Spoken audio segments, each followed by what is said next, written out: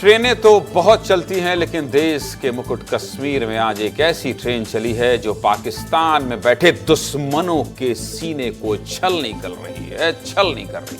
नमस्कार, मैं हूं ज्ञानेंद्र तिवारी और आप देख रहे हैं विस्तार न्यूज पर आपका अपना शो सीधे मुद्दे की बात। में हर दिन मैं आपको क्या दिखाता हूं, देश, मध्य प्रदेश और छत्तीसगढ़ की वो सभी खबरें दिखाता हूं कि एक घंटे आप पूरी खबर देखें, सीधे मुद्दे की बात देखें और जब बिस्तर पर जाएं तो आपके दिमाग में ये ना चले कि आपके जिले में क्या हुआ, आपके प्रदेश में क्या हुआ, देश में क्या हुआ, विदेश में क्या हुआ। मेरा मकसद ये होता है कि जब आप सोएं, चैन की नींद लें, तो आप देश, दुनिया, मध्य प्रदेश, छत्तीसगढ़ की खबरों से अपडेट हो जाएं। इसीलिए अगले 1 घंटे आपको ऐसी खबरें दिखाता हूं जो आपको देखना, जानना, समझना जरूरी है। लेकिन उससे पहले क्या दिखाता हूं, सबसे पहले मैं आपको एक एक करके बता देता हूं कि कौन सी खबर दिखाता हूं। सबसे पहले शुरुआत राजधानी दिल्ली से करेंगे। दिल्ली में अब यमुना पर तनाव है। पहले किस में तनाव था? पूर्वांचल पर तनाव हुआ, वो दिखाया। फिर किस पर तनाव हुआ?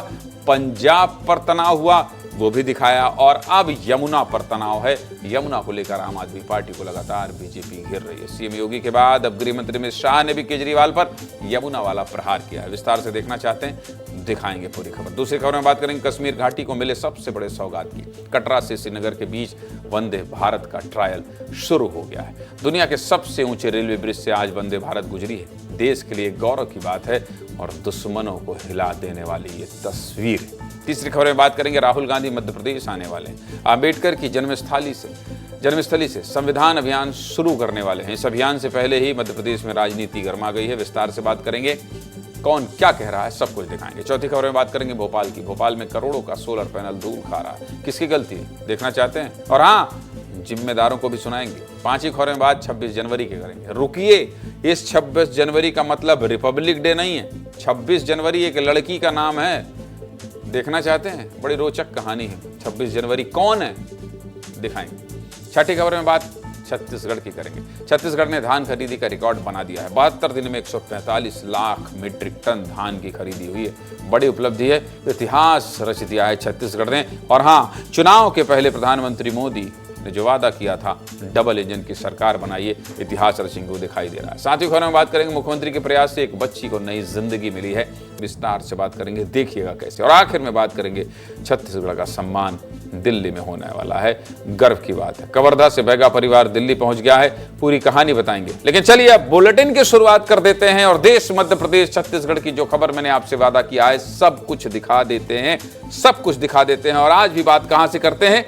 दिल्ली से करते हैं। खबर क्या है, देखिए। दिल्ली में चुनाव अब यमुना पर तनाव और पीछे चेहरा गृह मंत्री अमित शाह का दिखाई दे रहा है। प्रवेश वर्मा क्या कह रहे हैं? मैं फेल हो गया, मुझे वोट मत देना। ये देखिए, कटआउट लेके कहां घूम रहे हैं? यमुना में प्रवेश वर्मा और दूसरी तरफ गृह मंत्री अमित शाह दिखाई दे रहे हैं। दिल्ली में हर बार की तरह एक बार फिर यमुना का मुद्दा गर्म हो गया है चुनाव से पहले। लगातार दिल्ली चुनाव की बात कर रहा हूं। अब से मैंने कहा है कि हर तस्वीर दिखाऊंगा, लेकिन आज एक तस्वीर बहुत वायरल हो रही है, तो शुरुआत उस तस्वीर से ही कर देता हूं। नई दिल्ली से बीजेपी उम्मीदवार प्रवेश वर्मा आईटीओ छठ घाट पर पहुंचे और वहां प्रवेश वर्मा ने अरविंद केजरीवाल के पुतले को यमुना में डुबो दिया। देखिए तस्वीर, देख रहे हैं आप? यमुना की गंदगी को लेकर बीजेपी लगातार आम आदमी पार्टी पर हमलावर है, लेकिन तंज कसने की ये अलग तस्वीर है। बताइए, कटआउट लेकर गए अरविंद केजरीवाल का और डुबकी लगवाने लगे। ये राजनीतिक तस्वीर दिन भर चर्चा में रही। इस पोस्टर पर केजरीवाल अपने कान पकड़ते नजर आ रहे हैं और पोस्टर पर लिखा था, मैं फेल हो गया, मुझे वोट मत दो। यमुना की गंदगी को लेकर प्रवेश वर्मा ने केजरीवाल और आम आदमी पार्टी की सरकार पर गंभीर सवाल उठाए। प्रवेश वर्मा ने आरोप लगाया है कि आपके शासनकाल में यमुना नदी से नाले में बदल गई। दिल्ली में यमुना, पुतला और गंदगी पर रिपोर्ट देख लीजिए, फिर आगे बात करेंगे। देखिए रिपोर्ट।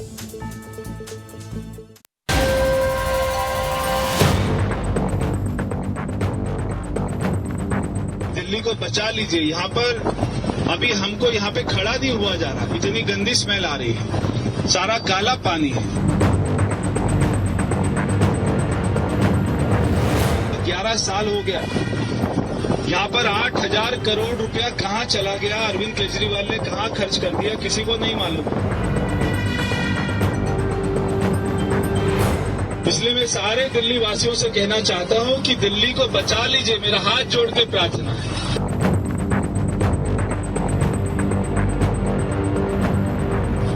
पे यमुना मैया में हर साल 40 बच्चे यहाँ पे डूब के मर जाते हैं।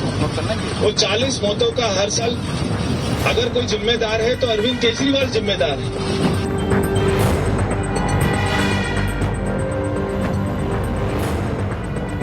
दिल्ली में 28 किलोमीटर यमुना मैया बहती है। हम इसका बहुत फायदा उठा सकते हैं। यहाँ का पानी साफ करके पूरे दिल्ली एनसीआर को दे सकते हैं। यहाँ के मीडिया वालों ने अपनी नाकों को भी ढक रखा है क्योंकि यहाँ पे स्मेल बहुत ही खराब है।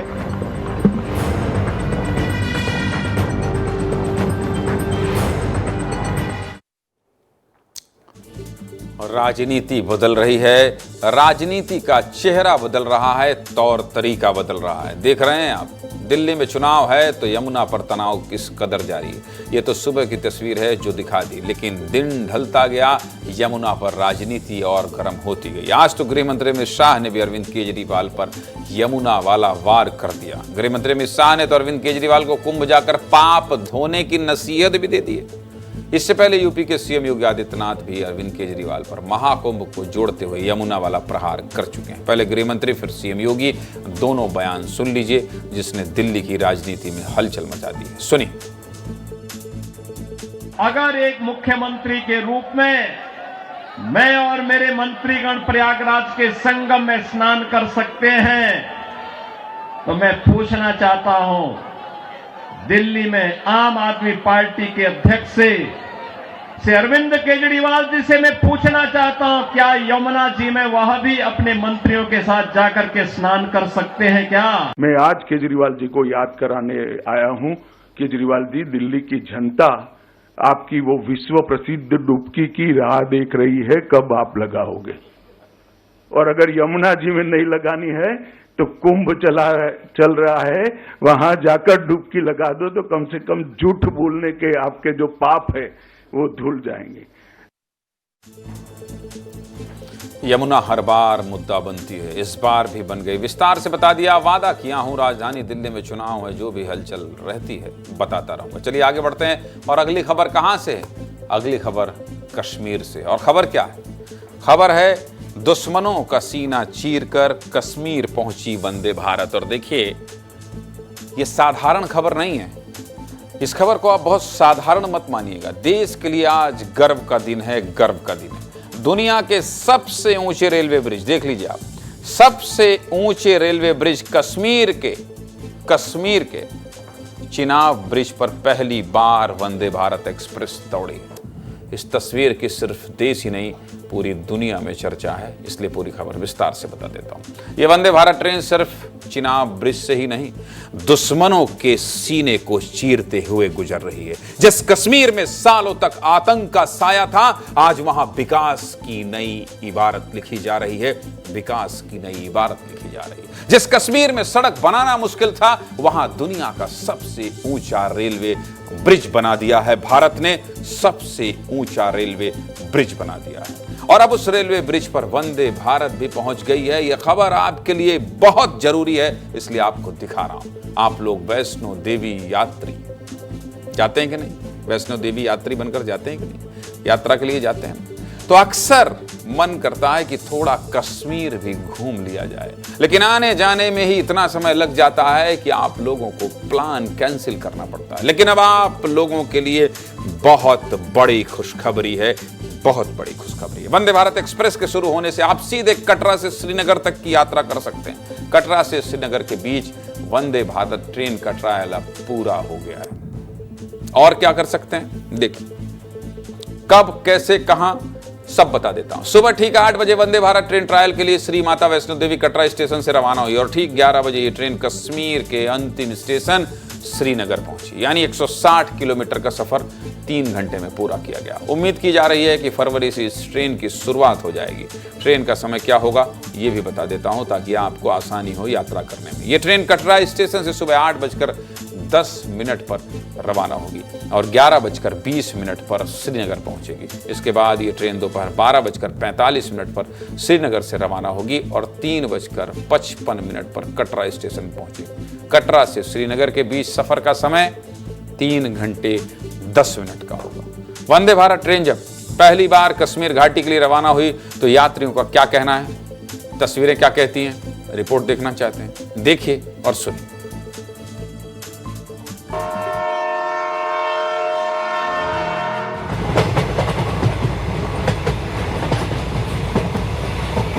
इससे क्या होगा कि जो एजेड पीपल्स है जिनकी इच्छा है कहीं से भी आने की श्रीनगर को, पर अभी ये बहुत स्मूथ हो जाएगा।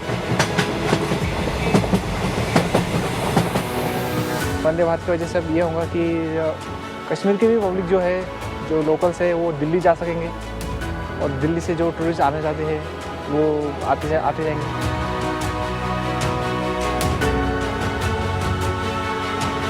हमारे लिए जो इतने दूर से आते हैं, हमें बहुत कनेक्टिंग ट्रेन्स चेंज करके आना पड़ता है, तो ये बहुत अच्छा हो जाएगा कि डायरेक्ट दिल्ली से हम श्रीनगर आ पाएंगे। सड़कों की परेशानी भी ख़त्म हो गई और आरामदेह चीज़ है। ये तो एक सपना है, ये सपना पूरा हो गया। जदीद किस्म के जितने भी टेक्नोलॉजी है उसको अप्लाई किया गया है, तो हमें लगता है इंशाल्लाह कि ये बहुत ही अच्छी ट्रेन होगी और लोग इसमें एंजॉय करेंगे सफ़र। पहले तो सर ये था कि हम लोगों को बड़ा ट्रैवल करने में मुश्किल आती थी, ड्यूटी जाना होता था, पहले ही सोचना पड़ता था कैसे ट्रैवल करेंगे, कैसे जाएंगे। अब तो ये ट्रेन लगी है वंदे भारत, हमारे लिए बहुत बड़ा खुशी का पल है। हम बयान नहीं कर सकते कि कितने खुश हैं।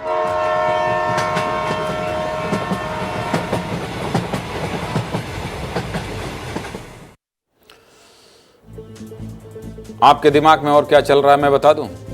आप क्या सोच रहे हैं मैं बता दूं? आपके दिमाग में चल रहा होगा कि जब कश्मीर घाटी में बर्फबारी होती है, गाड़ियां तो चल नहीं पाती हैं, ये ट्रेन कैसे चलेगी?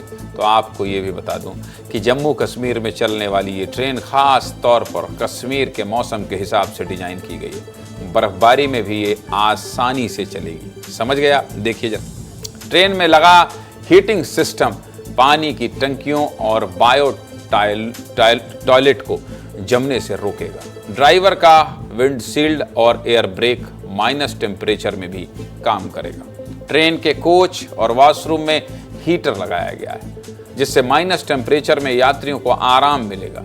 इस ट्रेन में फ्लाइट की तरह बायो वैक्यूम टॉयलेट हैं जिससे पानी का इस्तेमाल कम होने से पानी की बचत होगी। इस खास ट्रेन की शुरुआत अगले महीने प्रधानमंत्री मोदी उद्घाटन करके कर सकते हैं। समझ गए आप? आपकी सारी चिंताओं को मैंने दूर कर दी, विस्तार से बात कर ली। चलिए अब आगे बढ़ते हैं। अगली खबर क्या है ये बता देते हैं आपको। अगली खबर कहां से है? तो राष्ट्रीय नेता, लेकिन सियासत मध्य प्रदेश में हो रही है। देख लीजिए, राहुल की यात्रा पर राजनीति गर्मा गई है, सियासत गर्मा गई है। राहुल गांधी और एक तरफ पंजे का निशान। कांग्रेस 27 जनवरी से डॉक्टर अंबेडकर की जन्मस्थली महू से जय बापू जय भीम जय संविधान कार्यक्रम करने जा रही है। लेकिन उससे पहले ही इस आयोजन पर राजनीति शुरू हो गई। सिर्फ राजनीति ही नहीं, इसके अलावा भी कई विवाद जुड़ते जा रहे हैं। एसडीएम के 2 लेटर को लेकर कांग्रेस अपना विरोध कर रही है। इस अभियान का उद्देश्य क्या है और क्या राजनीति और विवाद हो रहे हैं, सब कुछ आपको विस्तार से बता देता हूं, जान लीजिए। संविधान बचाओ यात्रा को लेकर बीजेपी और कांग्रेस दोनों तरफ से वार पलटवार जारी है।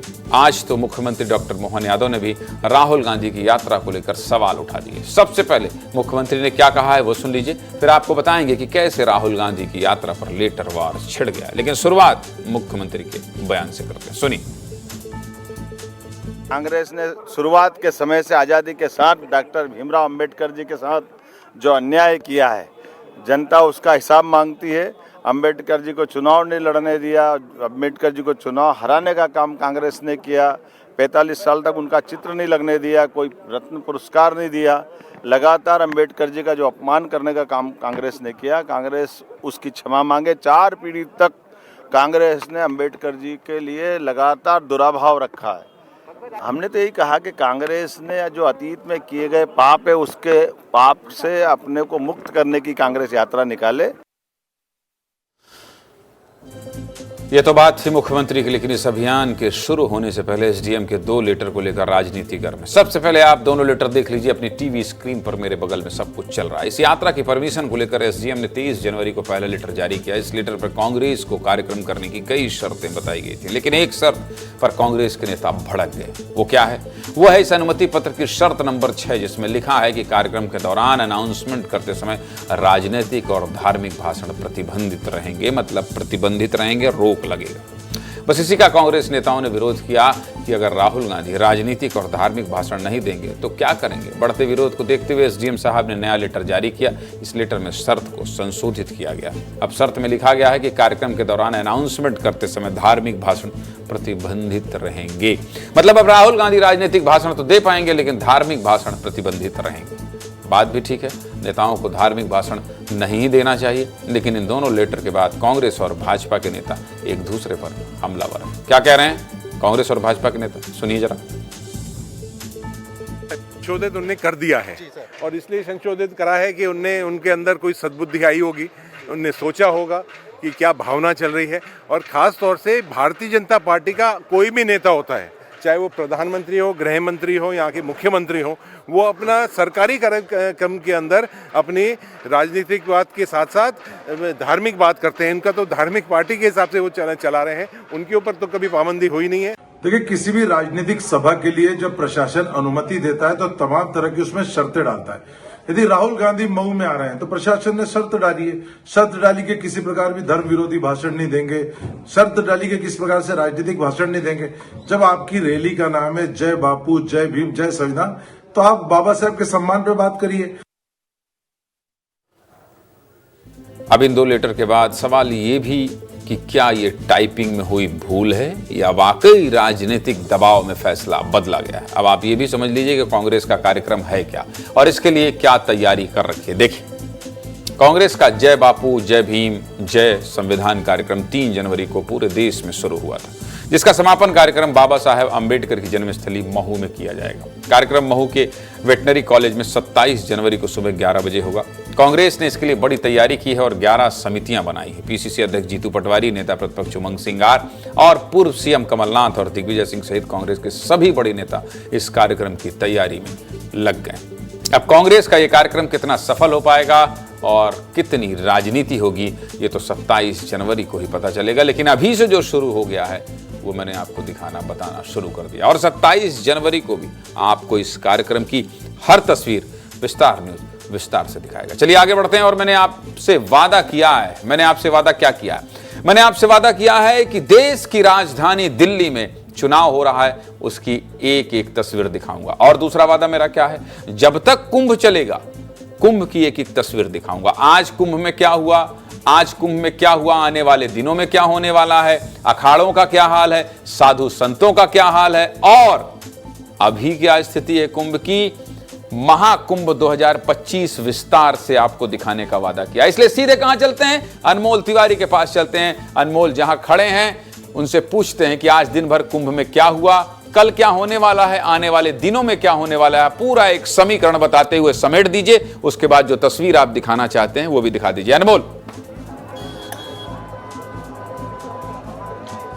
बिल्कुल ज्ञानेंद्र जी, देखिए आज प्रयागराज के दौरे पर मुख्यमंत्री आदित्यनाथ थे और उन्होंने देखिए साधु संतों के साथ मुलाकात की है आज। और विशेष बात आज कुंभ में ये रहा कि मुख्यमंत्री योगी आदित्यनाथ ने खुद जो है भोजन भी परोसा है साधु संतों को। इसके अलावा वो जो है विश्व हिंदू परिषद के एक कार्यक्रम में भी शामिल हुए हैं, जहाँ पर कई महत्वपूर्ण फैसले भी लिए गए हैं आगे को लेकर के। कुंभ को और कैसे आगे डेवलप किया जाएगा आने वाले समय में, इसको लेकर के भी जो है निर्णय हुआ है। इसके अलावा अगर हम बात करेंगे तो देखिए आज कई जो हस्तियाँ हैं उसने जो है आज गंगा में डुबकी लगाई है, चाहे सुरेश रैना हो, चाहे और भी अन्य हस्तियां हो। तो ये तमाम लोग जो है लगातार कुंभ आ रहे हैं, आम हो या फिर खास हो, नेता हो या अभिनेता हो, लगातार जो है लोग आस्था की डुबकी लगा रहे हैं।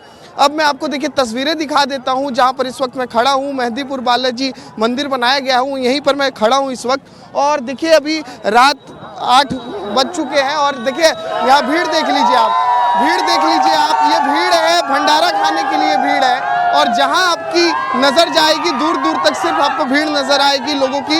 एक बहुत लंबी लाइन लगी हुई है, बहुत लंबी लाइन लगी हुई है और ये सभी लोग जो है यहाँ पर इंतजार कर रहे हैं कि इनकी बारी आएगी और इनको जो है भंडारा खाने को मिलेगा। देखिए ये कितनी लंबी लाइन है, कम से कम मैं देख पा रहा हूँ कि आधे किलोमीटर तक जो है ये लाइन लगी हुई है भंडारा खाने के लिए।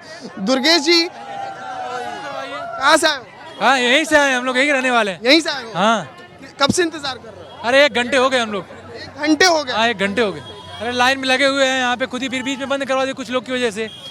अभी फिर शुरू ही नहीं किए हैं लोग, पता नहीं खाना अंदर क्यों करा दिए। तो भंडारे का आनंद के लिए इतना इंतजार? जाहिर सी बात, प्रसाद है, भंडारा ना कर तो प्रसाद क्या ज्यादा अच्छा है। प्रसाद है। हर हर गंगे। कहाँ से आए? हम आए यहाँ प्रयागराज सलोरी। कहाँ से आए हो? प्रयागराज से ही है। हाँ। ये डेली लाइन में आ जाते? हाँ डेली आए। खाना बनाने से बढ़िया है कि यहाँ आके खा लो खाना। खाना नहीं बनाना पड़ता? नहीं। हाँ पास में रूम है, यहीं चले आओ।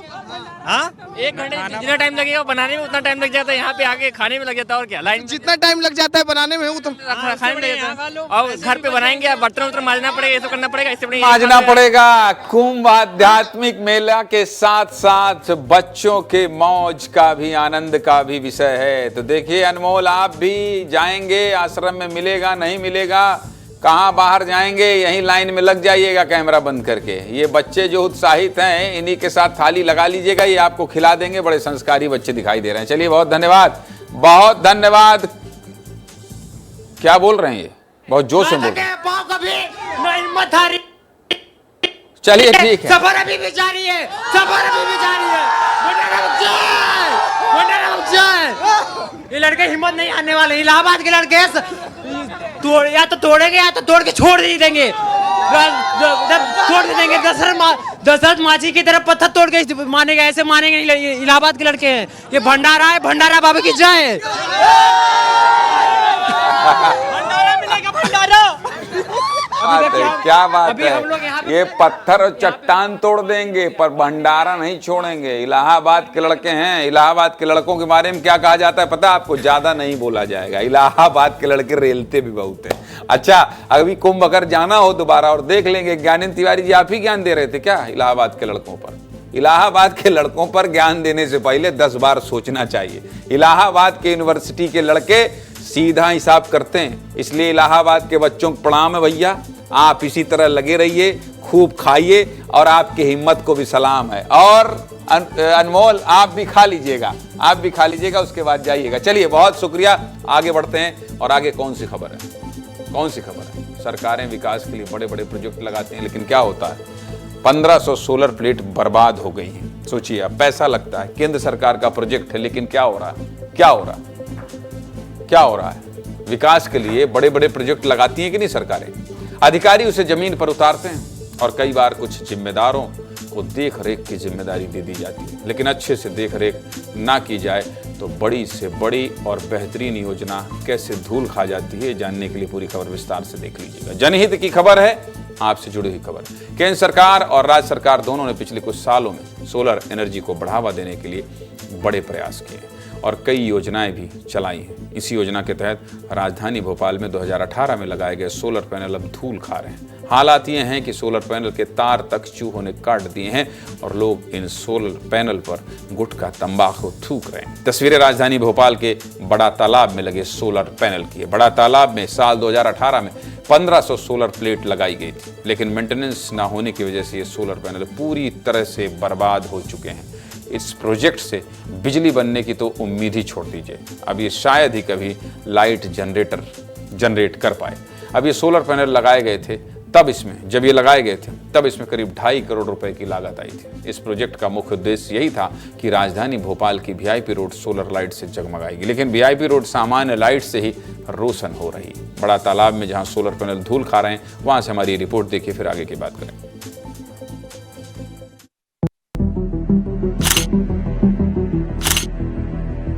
मध्य प्रदेश की राजधानी भोपाल के वीआईपी रोड पर लगी हुई सोलर पैनल बिना उजाला दिए ही दम तोड़ रहे हैं। मैं आपको तस्वीर दिखाना चाहूंगा कि ये सोलर प्लेट लगी है वो कहीं ना कहीं उखड़ चुकी है, टूट चुकी है और कई इसके टूटे हुए पार्ट्स जो हैं वह तालाब में भी गिर चुके हैं। सोलर प्लेट में जो यहाँ से निकलने वाले जो लोग हैं वह पान और गुटखा खाकर थूक देते हैं। आप देख रहे हैं कि किस प्रकार से सोलर प्लेट पे कई परतें जो मिट्टी की चढ़ी हैं। सरकार ने स्मार्ट सिटी प्रोजेक्ट के तहत एक बड़े सोलर पैनल लगाए थे, जिससे जो पूरी वीआईपी रोड है वो कहीं ना कहीं रोशनी से जगमगाए। ये तो थी बड़ा तालाब में सोलर पैनल की बर्बादी की तस्वीर, लेकिन इस सब के बीच जिम्मेदार कौन है और अभी जो अधिकारी और जनप्रतिनिधि हैं वो इसके लिए क्या कर रहे हैं, ये जानने के लिए हम भोपाल के कलेक्टर और महापौर के पास पहुंचे। क्या कहना था सुनिए।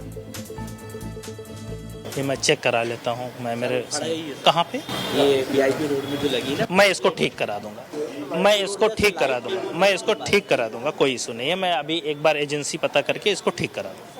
मेरे संज्ञान में आया है, बातचीत हुई है। एक्चुअली वो सोलर पैनल जो लगाए हैं वो स्मार्ट सिटी ने लगाए थे और स्मार्ट सिटी और नगर निगम भोपाल का टाई अप चल रहा है। वही आप सोलर पैनल की बात कर रहे हैं, वहाँ पर एक फाउंटेन भी है, भोपाल का सबसे खूबसूरत फाउंटेन भी लगा हुआ था। उस पर हमारे नगर निगम के अधिकारी और स्मार्ट सिटी की बातचीत चल रही है। बहुत जल्दी हम उसे मेंटेनेंस करवा के और चालू करने वाले। भोपाल कलेक्टर कौशलिंग विक्रम सिंह ये पूछ रहे हैं कि बताइए कहाँ का मामला है। 4 बार उन्होंने कहा ठीक करा देंगे। जिले का मुखिया ऐसा ही होना चाहिए। भोपाल कलेक्टर से उम्मीद की जा सकती है कि वो ठीक करा देंगे। उधर महापौर ने भी कहा है। क्या कहा है? वो कह रही हैं कि मामला संज्ञान में आया है तो मेंटेनेंस कराया जाएगा। अच्छी बात है, अगर हमारी खबर दिखाने के बाद ही संज्ञान लिया जाएगा तो ये भी अच्छी बात है। हम वो भी दिखाएंगे कि आपने ठीक करा दिया।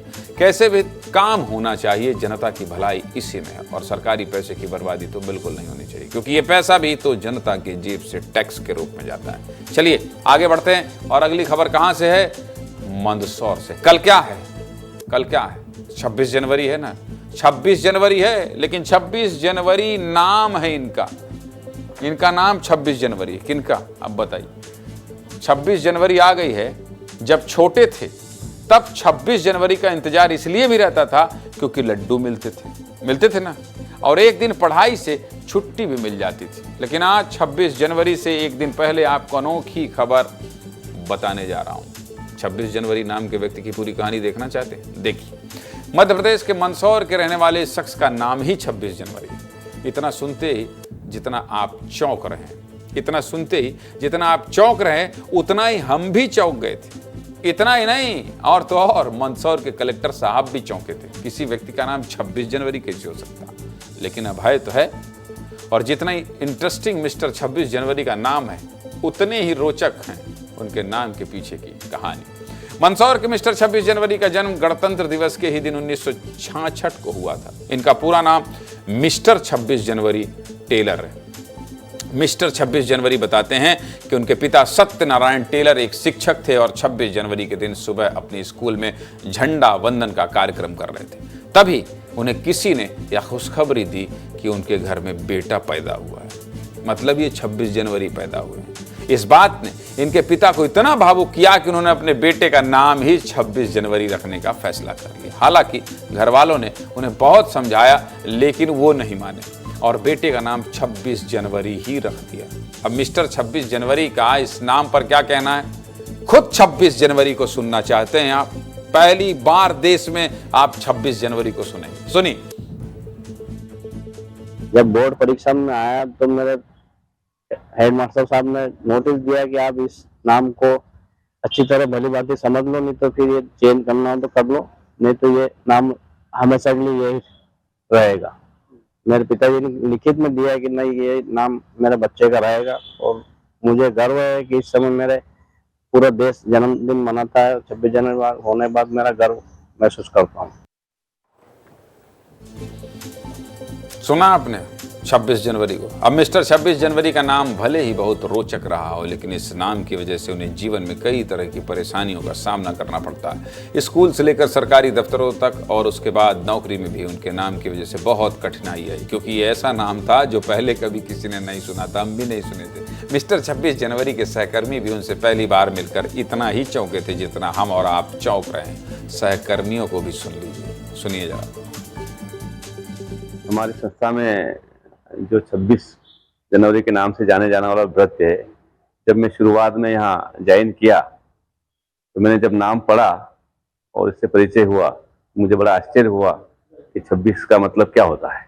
जब मैं यहाँ शुरुआत में कॉलेज में आई थी तो मैंने यहाँ के स्टाफ की जो सूची में इनका नाम देखा, श्री 26 जनवरी टेलर, तो मैं काफ़ी चौंक गई कि ऐसा भी नाम होता है और इस प्रकार का नाम, मतलब तो मैं आई तो मैंने प्राचार्य महोदय से पूछा कि सर ऐसा नाम है इनका, तो सर ने कहा कि जी इनका यही नाम है और आप एक बार इनसे बात कर लीजिए। खैर, हमने भी ऐसा नाम पहले कभी नहीं सुना था, इसलिए सोचा आपको भी सुना दें इस रोचक नाम की कहानी को, अपने दर्शकों से भी साझा कर दो। चलिए एक कहानी और बता देता हूं, और ये कहानी कहाँ की है? बैतूल की है। कहानी क्या है? स्कूल बंद होने वाला था, मैडम ने बचा लिया। मैडम ने बहुत अच्छा काम किया है। अच्छी खबरें, गुड न्यूज भी बताना चाहिए। सीधे मुद्दे की बात, मैं आपको कई बार कलेक्टर, एसपी और अधिकारियों के अच्छे कामों की खबर दिखाता हूं कि नहीं? बोलता हूं ना, गुड जॉब कलेक्टर साहब। लेकिन आज एक ऐसे टीचर की खबर आपको दिखाने वाला हूं जिसने बंद हो रहे स्कूल को दोबारा जीवन दान दे दिया। स्कूल में बच्चे नहीं आते थे तो खुद अपनी स्कूटी से बच्चों को लाना शुरू कर दिया और नाम पड़ गया स्कूटी वाली मैडम। तो आज स्कूटी वाली मैडम के संघर्ष की पूरी कहानी विस्तार से बताऊंगा। चलिए देख लीजिए। खबर मध्य प्रदेश के बैतूल से। बैतूल के भैंसदेही में आज भी कई आदिवासी इलाके ऐसे हैं जहां चलने फिरने के लिए रास्ते नहीं, क्योंकि बहुत सारा इलाका वन क्षेत्र है, इसलिए वहां के बच्चों को स्कूल जाने के लिए बहुत संघर्ष करना पड़ता है। बस यही कारण है कि बहुत से बच्चे पढ़ाई बीच में छोड़ देते हैं। ऐसा ही कुछ हुआ भैंसदेही के धुड़िया गांव में बने सरकारी स्कूल में धीरे धीरे छात्रों की संख्या कम होती गई और 10 साल पहले हालात कुछ ऐसे हो गए थे कि स्कूल में केवल 10 बच्चे रह गए थे, जिसके बाद स्कूल बंद होने की कगार पर पहुंच गया था। फिर क्या हुआ? सरकारी स्कूल की टीचर अरुणा महाले ने यह तय किया कि स्कूल में बच्चों को वापस लाना है और स्कूल को बंद होने से बचाना है। इसके बाद स्कूल की टीचर अरुणा महाले ने अपनी स्कूटी में बैठाकर बच्चों को स्कूल लाना शुरू किया। अरुणा अपनी स्कूटी से बच्चों को सुबह स्कूल लेकर आती और फिर दोपहर में स्कूल खत्म होने के बाद वापस फिर भी छोड़ने जाती। ऐसा करने के लिए उन्हें कई बार गांव से स्कूल तक कई चक्कर लगाने पड़ते और अरुणा महाले की इस मुहिम के बाद सबसे पहले स्कूल में बच्चों की संख्या बढ़कर 10 से 17 हुई और आज स्कूल में करीब 85 बच्चे पढ़ाई कर रहे हैं, 85 बच्चे। अरुणा महाले ने अपने खर्चे पर स्कूल में एक प्राइवेट टीचर भी रख रखा है, सोचिए, जिसको वो खुद सैलरी देती है। अरुणा महाले बताती हैं उनकी अपनी कोई संतान नहीं है, इसलिए वो इन बच्चों पर ही अपनी ममता लुटा रही है। क्या कहना है अरुणा महाले का, सुनिए जरा। मेरे स्कूल में ये परिस्थिति आई थी कि बहुत बच्चे कम हो गए थे। कुछ पलायन, जैसे कि पालक लोग पलायन कर जाते थे और उस समय मुझे यह काम करते हुए 10 साल हो गए, 8-10 साल। तो मेरे स्कूल में दर्जा संख्या बहुत कम हो गई थी, 8-10 बच्चे ही थे। फिर मैंने सोचा, एक हमारे BRC सर थे, तो बोले मैडम आपके स्कूल में यदि 10 से बच्चे कम हो गए बोले तो आपका स्कूल बंद करना पड़ेगा। फिर मैंने सोचा अब क्या करूं। फिर मैंने खेतों में जाके, जो खेतों में रहते वो बच्चे नहीं आ पाते थे और दूर दूर रहते थे, तो उनके यहाँ गई, उनसे संपर्क किया और उनसे मैंने निवेदन किया कि आप लोग अपने बच्चों को स्कूल भेजिए। कई बच्चे तो ऐसे थे कि 7-8 साल के भी हो जा रहे थे पर स्कूल में उनका प्रवेश नहीं था। तो मैंने उनसे ये किया, उन्हें ये विश्वास दिलाया कि मैं उनको लेकर भी जाऊंगी स्कूल और घर पे छोड़ने भी आऊंगी।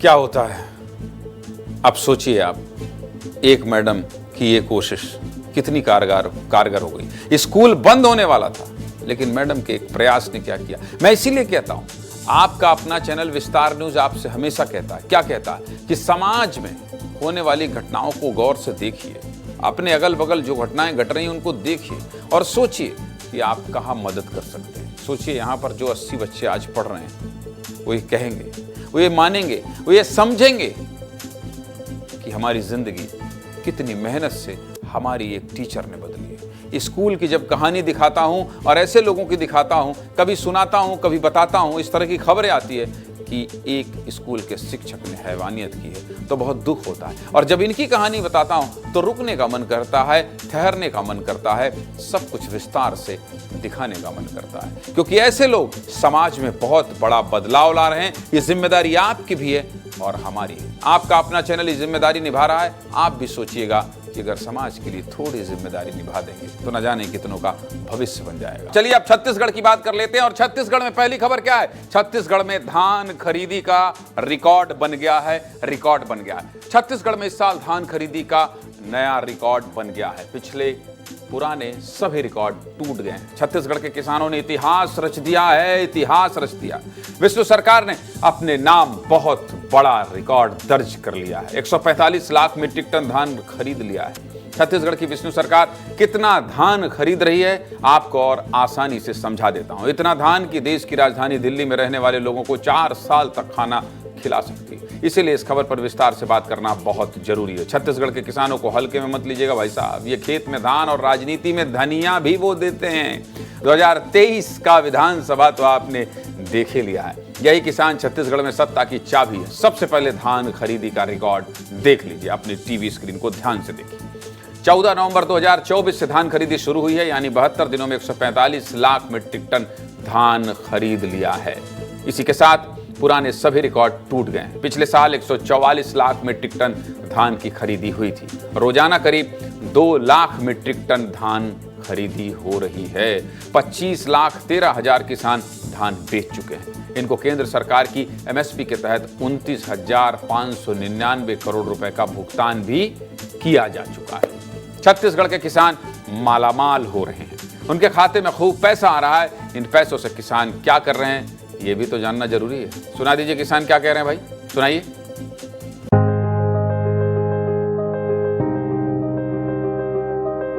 मैं 30 कुंटल धान बेचा हूँ, जिसका पैसा मेरे को 72 घंटे में मेरे अकाउंट में आ गया और उस पैसे को मैं अपने घर में यूज किया हूँ। मैं मुख्यमंत्री जी को धन्यवाद दूंगा। मैं मेरे चाचा को शादी में भी सहायता किया धान बेच के, और मैं मकान भी बनाया हूँ। सब बढ़िया है। मेरे बच्चे लोग पढ़ते हैं, उनसे भी खर्चा होता है, उनसे भी मेंटेनेंस किया हूँ।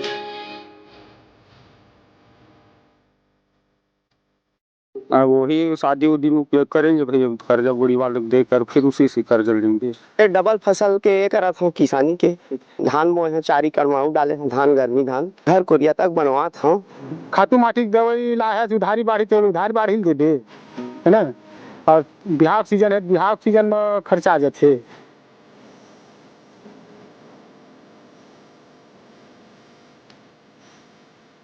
अब कछु कहीं लेबोगा सामान उमान, घर में शादी है, अगर वो करब ऐसा नहीं होते हो कि कुछ कहीं अंदर दूसरी शादी भी है।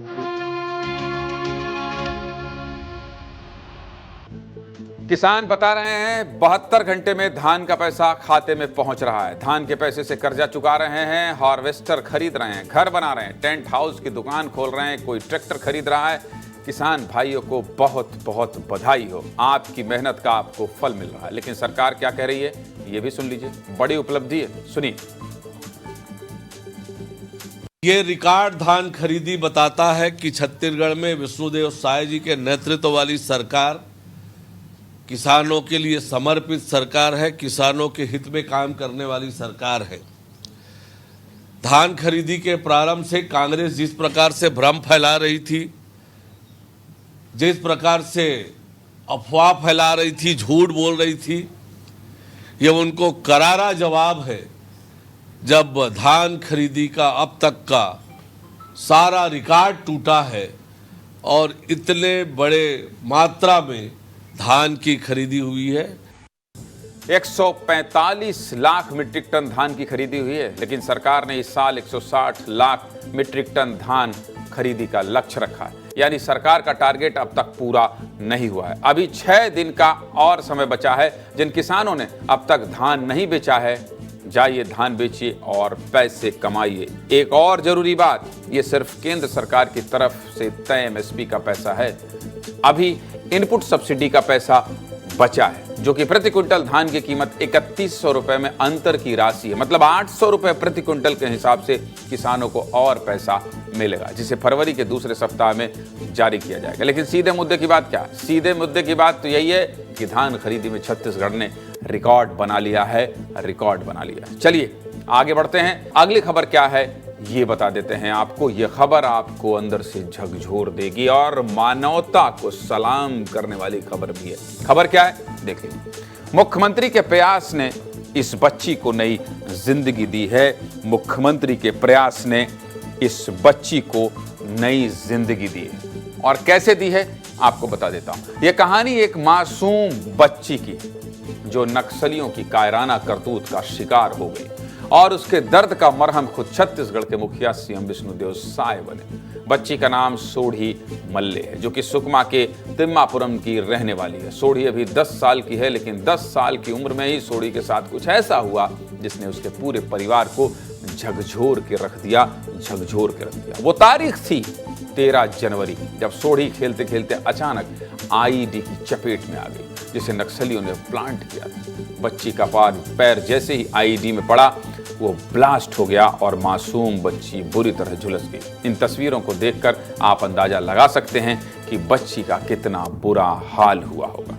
आनन फानन में बच्ची को सुकमा के जिला अस्पताल में ले जाया गया, वहां उसका इलाज शुरू हुआ। लेकिन इस घटना की जानकारी जैसे ही मुख्यमंत्री विष्णुदेव साय को लगी, उन्होंने तुरंत सोढ़ी मल्ले के इलाज के लिए सचिवालय से लेकर रायपुर कलेक्टर तक को निर्देश दे दिए और बच्ची का Kadla burn and plastic surgery centre में इलाज शुरू करवाया। मासूम का इलाज पूरे तरीके से फ्री हुआ। सोढ़ी के ठीक होने तक मुख्यमंत्री विष्णुदेव साय बच्ची का हाल चाल भी लेते रहे। और इतना ही नहीं, सोढ़ी जब ठीक हो गई तो मुख्यमंत्री ने उसे अपने घर भी बुलाया, उससे मुलाकात भी की। नक्सलवाद कैसे खत्म होगा? नक्सलवाद ऐसे ही खत्म होगा कि एक बच्ची को लगी चोट का दर्द प्रदेश का मुखिया महसूस कर रहा है। इस कहानी में एक और खास बात हुई, वो भी बता देता हूं। सोढ़ी का इलाज कर रहे डॉक्टर सुनील काड़ला, जो कि Kadla burn and plastic surgery centre के डायरेक्टर भी हैं, उन्होंने भी मानवता की एक मिसाल पेश की। सुनील के पास जैसे ही ये केस आया, उन्होंने सोढ़ी को गोद ले लिया, मतलब उसके पूरे जीवन का खर्च उठाने का जिम्मा ले लिया और मानवता की मिसाल पेश की। तो ये थी नक्सलियों की कायराना करतूत से घायल बच्ची की कहानी, जिस पर हमने एक खास रिपोर्ट भी बनाई है। जरा उसे भी देख लीजिए। देखिए रिपोर्ट।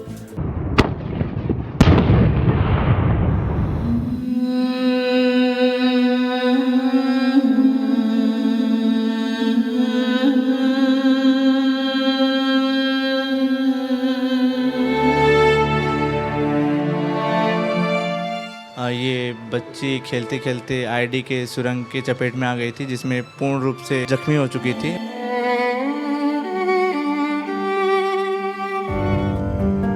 ये खबर जब मुख्यमंत्री जी के पास पहुंची तो उन्होंने सीधा सचिवालय में संपर्क करा के कलेक्टर महोदय के द्वारा इसे अच्छी से अच्छी स्वास्थ्य सुविधा प्रदान करने के लिए कलेक्टर सर को निर्धारित किया।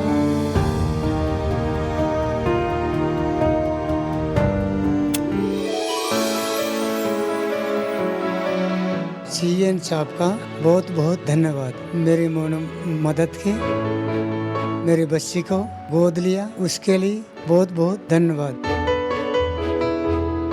माननीय मुख्यमंत्री जी की संवेदनशील पहल थी कि उन्होंने उस बच्ची को जल्दी से जल्दी अच्छी राहत मिले, इसको लेकर मुख्यमंत्री सचिवालय से निर्देश प्राप्त हुए थे। मुख्यमंत्री जी की ही पहल पर काड़ला बर्न सेंटर ने उस बच्ची को आजीवन गोद लेने का भी फैसला लिया है। भी इच्छा थी और सीएम साहब के कहने पर मैंने इस बच्ची को गोद लिया है और इसका आगे का जो भी पढ़ाई लिखाई का जो खर्चा होगा, इसका शादी का जो खर्चा होगा, वो पूरा हमारा जो काड़ला बर्न और प्लास्टिक सर्जरी सेंटर है वो पूरा वहन करेगा इसका। सोढ़ी की कहानी देखकर ये तो आप समझ गए होंगे कि मैंने क्यों कहा था कि छत्तीसगढ़ के मुखिया सीएम विष्णुदेव साय उसके दर्द का मरहम बने। सीएम के इस एक्शन का नतीजा ये रहा कि नक्सलियों की बेरहमी का शिकार हुई सोढ़ी मल्ले अब सुरक्षित हैं, अपने परिवार के साथ हैं। बच्ची से ठीक होने पर घर में भी खुशी का माहौल है। अब बात कर लेते हैं छत्तीसगढ़ की अगली खबर की। कौन सी खबर है, देख लीजिए। छत्तीसगढ़ का सम्मान दिल्ली में होगा, दिल्ली में होगा, देश की राजधानी दिल्ली में होगा। चलिए इस खबर की बात कर लेते हैं। आदिवासियों के सम्मान की बात कर लेते हैं, क्योंकि पहली बार ऐसा हो रहा है कि आदिवासियों को दिल्ली बुलाकर उनका सम्मान किया जाएगा। छत्तीसगढ़ के इतिहास में ऐसा पहली बार हो रहा है, जब आदिवासी समाज के लोग देश के सामने अपना प्रतिनिधित्व करेंगे और पूरा देश इस बात का साक्षी बनेगा। पूरी खबर क्या है ये भी आपको विस्तार से बता देता हूं। चलिए देख लीजिए, इन तस्वीरों को देखिए। आप ये 2 तस्वीरें देख लीजिए। इसमें से एक तस्वीर कबीरधाम के बैगा परिवारों की है, जिन्हें 75वें गणतंत्र दिवस समारोह में शामिल होने का मौका मिला है। राष्ट्रपति द्रौपदी मुर्मू ने खुद इन्हें विशेष निमंत्रण देकर दिल्ली बुलाया। दूसरी तस्वीर लाल आतंक के साए में पली सीमा की है, जो कि पीएम हाउस में छत्तीसगढ़ और बस्तर का प्रतिनिधित्व करने जा रही है। लाल आतंक के गढ़ मारजूम गांव से निकली सीमा प्रधानमंत्री आवास में सांस्कृतिक संगीत पर प्रस्तुति भी देंगी। इतना ही नहीं, वो 10 जनपद में रिपब्लिक डे के दिन परेड भी करेंगी और इस बात का साक्षी पूरा देश बनेगा। ये सब कुछ छत्तीसगढ़ में पहली बार हो रहा है, जब छत्तीसगढ़ के गौरव और सम्मान का पल पूरा देश अपनी आंखों से देखेगा। आप खुद इन तस्वीरों को देखिए। छोटे छोटे कच्चे घरों में रहने वाले ये लोग अपनी पीठ पर अपने बच्चे को बांधे हुए, ये माँ सिर में धान के साथ साथ अपनी जिम्मेदारी का बोझा ढो रहे हैं। लोग सड़क, पानी, बिजली की समस्या से जूझ रहे ये लोग, क्या इन्होंने कभी ये सोचा होगा कि इन्हें देश की राजधानी दिल्ली जाने का मौका मिलेगा, वो भी सरकार की तरफ से? क्या इनके मन में कभी ये ख्याल आया होगा कि सरकार इन्हें रिपब्लिक डे के खास प्रोग्राम में खास इनविटेशन देकर दिल्ली बुलाएगी, निमंत्रण देकर बुलाएगी, जहां ये 75वें गणतंत्र दिवस समारोह में सम्मिलित तो होंगे ही, साथ ही राष्ट्रपति द्रौपदी मुर्मू के साथ डिनर भी करेंगे और प्रधानमंत्री आवास, संसद भवन, राष्ट्रपति भवन जैसी कई ऐतिहासिक जगहों पर घूमने भी जाएंगे। और ये सब कुछ पहली बार हो रहा है। राष्ट्रपति द्रौपदी मुर्मू ने 3 परिवारों को बुलाया है, निमंत्रण दिया है। पहला बैगा परिवार कादावनी के पटपरी गांव का रहने वाला है, जिसमें जगतीन बाई बैगा और उनके पति फूल सिंह बैगा को बुलाया गया है। दूसरा परिवार तितरी बाई बैगा और उनके पति बुद्ध सिंह बैगा का है, जो कि तेलिया पानी में रहते हैं। तीसरा परिवार तेलिया पानी में ही रहने वाले बाली बाई बैगा और उनके पति सोनू राम बैगा का है। कुल 6 लोगों को राष्ट्रपति ने इनवाइट किया है, बुलाया है। ऐसे में यह अवसर न केवल इन परिवारों के लिए बल्कि पूरे कबीरधाम जिले के लिए गौरव और सम्मान का पल होने वाला है, छत्तीसगढ़ के लिए सम्मान का पल होने वाला है। दिल्ली जाने की ये खबर से इन परिवारों में बहुत ज्यादा उत्साह और गर्व का माहौल है। नजर आ रहा है आपको? देखिए जरा।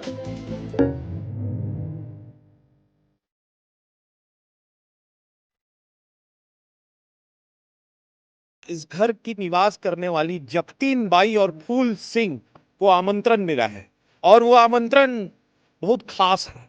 खास इसलिए है कि देश की राष्ट्रपति द्रौपदी मुर्मू जी ने इन्हें 75वें गणतंत्र दिवस समारोह के लिए आमंत्रण दिया है। ऐसे नहीं होता है, ऐसे हाँ कुछ समझ। देखिए, इनका ये छोटा सा घर है जहाँ पर रहती हैं और इसी घर से अब राष्ट्रपति भवन तक का ये सफर तय करेंगी। इसने के लागी लबार लेता ना, इसे खाना पकाता। पहली बार जाते हैं, हम लोग खुशी है। दिल्ली के ऐतिहासिक गणतंत्र दिवस समारोह का हिस्सा बनने पर कबीरधाम के कलेक्टर ने इन परिवारों को बधाई दी है और इन्हें वहां तक सुरक्षित पहुंचाने के लिए जिला क्रीड़ा अधिकारी नंद कुमार गायकवाड़ की ड्यूटी भी लगाई है। उधर सीमा का परिवार भी बेहद खुश नजर आ रहा है, क्योंकि लाल आतंक के साए में पली सीमा पीएम हाउस में छत्तीसगढ़ और बस्तर का प्रतिनिधित्व करने दिल्ली जा रही है। तो मेरा बहन दिल्ली गई है, प्रधानमंत्री के साथ में परेड करने के लिए, परेड में बैठने के लिए गई है। मेरे को भी अच्छा खुशी लग रहा है।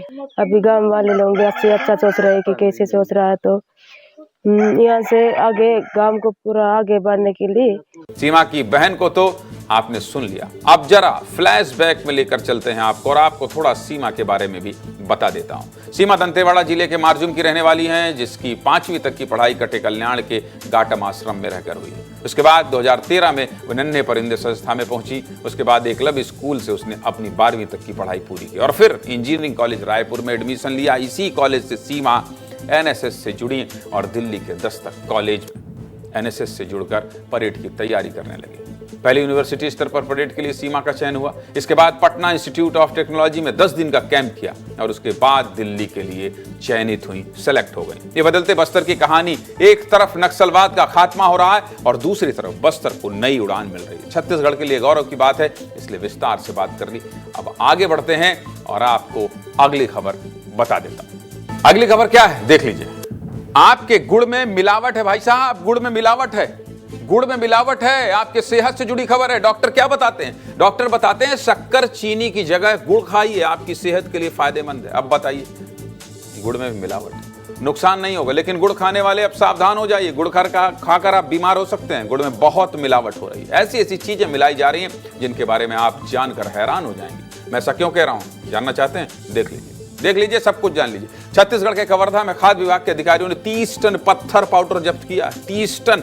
इसका इस्तेमाल गुड़ का वजन बढ़ाने के लिए किया जा रहा था। इतना सारा पत्थर पाउडर उत्तर प्रदेश से ट्रक में भरकर लाया गया था। इसे पकड़ने में कवर्धा के गुड़ उद्योग संघ के पदाधिकारियों ने मदद की। पूरी कार्रवाई को लेकर खाद्य विभाग के अधिकारियों का क्या कहना है, जरा सुन लीजिए, इसके बाद आगे बढ़ते हैं। हमको वहाँ पे मिलावटी गुड़ भी मिला और स्टोन पाउडर की बोरियां रखी हुई थी। तो हमने पहले तो मिलावटी गुड़ का सैंपलिंग किया और साथ ही जो स्टोन पाउडर है उसको भी एडल्ट्रेंट के रूप में हमने उसका सैंपल लिया है। जो बाकी बचे हुए हैं उसको हमने जब्त किया है। जो सैंपल लिया गया है वो लैब भेजा जा रहा है। लैब से जब रिपोर्ट प्राप्त होगी तो हम इसको माननीय न्यायालय में लगाएंगे और इस प्रकार से ये कार्रवाई आगे बढ़ेगी। मिलावटखोरों ने छत्तीसगढ़ के कवर्धा जिले को ही क्यों अपना शिकार बनाया है, ये भी आपको समझा देता हूं। देख लीजिए, पूरे छत्तीसगढ़ में सबसे ज्यादा गन्ने की खेती कवर्धा में होती है। 35,000 से ज्यादा किसान गन्ने की खेती करते हैं। इसके अलावा 400 से ज्यादा गुड़ की फैक्ट्री है, 2 सरकारी शक्कर के कारखाने हैं। किसान हर साल 200 करोड़ से ज्यादा की कमाई करते हैं यहां से। समझ गए क्यों ये मिलावटखोर कवर्धा में पत्थर का पाउडर बेच रहे हैं? आप खुद सोचिए, इस मिलावटी गुड़ को खाने से आपकी सेहत को कितना नुकसान होगा। आपकी किडनी और लीवर खराब हो सकते हैं। ऐसे में पत्थर पाउडर क्या है ये भी जान लीजिए, ये भी आपको बता देता हूं। पत्थर को पीस कर पाउडर बनाया जाता है। ये चूना पत्थर की तरह होता है, देखने में आपको सीमेंट की तरह लगेगा लेकिन सफेद रंग का होता है। इसे गुड़ के वजन को बढ़ाने और कलर देने के लिए मिलाया जाता है। समझ गए आप? विस्तार न्यूज ने इस मिलावटी गुड़ का लाइव टेस्ट भी किया है। देखिए जरा, देखिए पूरी रिपोर्ट देखिए।